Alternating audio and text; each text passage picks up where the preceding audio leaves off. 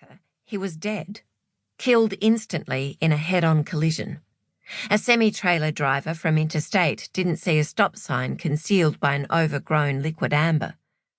Local residents had been complaining for months about that sign. It was an accident waiting to happen, they said. And now it had happened.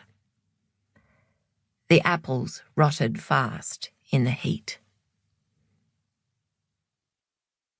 Chapter 1. 2 men and 2 women sat in the far corner of a cafe underneath the framed photo of sunflowers at dawn in Tuscany. They were basketball player tall, and as they leaned forward over the mosaic-topped round table, their foreheads almost touched.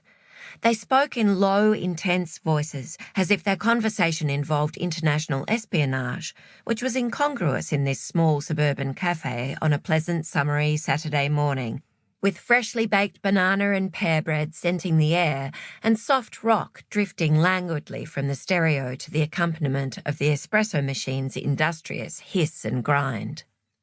"I think they're brothers and sisters," said the waitress to her boss. The waitress was an only child and intrigued by siblings. "They look really similar." "They're taking too long to order," said her boss, who was one of 8 and found siblings not at all intriguing. After last week's violent hailstorm, there had been blessed rain for nearly a week. Now the fires were under control, the smoke had cleared along with people's faces, and customers were finally out and about again, cash in hand. So they needed to be turning over tables fast. "They said they haven't had a chance to look at the menus." "Ask them again." The waitress approached the table once more, noting how they each sat in the same distinctive way, with their ankles hooked around the front legs of their chairs, as if to prevent them from sliding away. "Excuse me?" They didn't hear her. They were all talking at once, their voices overlapping. They were definitely related. They even sounded similar, low, deep, husky-edged voices. People with sore throats and secrets. "She's not technically missing. She sent us that text. I just can't believe she's not answering her phone. She always answers. Dad mentioned her new bike is gone." "What? That's bizarre."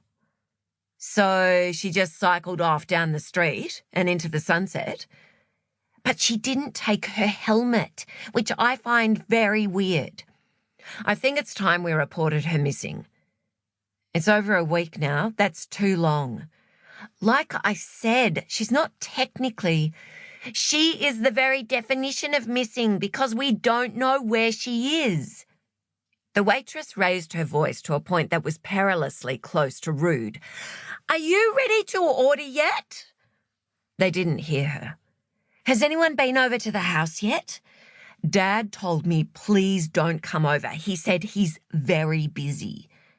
"Very busy? What's he so busy doing?" The waitress shuffled alongside them, in between the chairs and the wall, so that one of them might see her. "You know what could happen if we reported her missing?"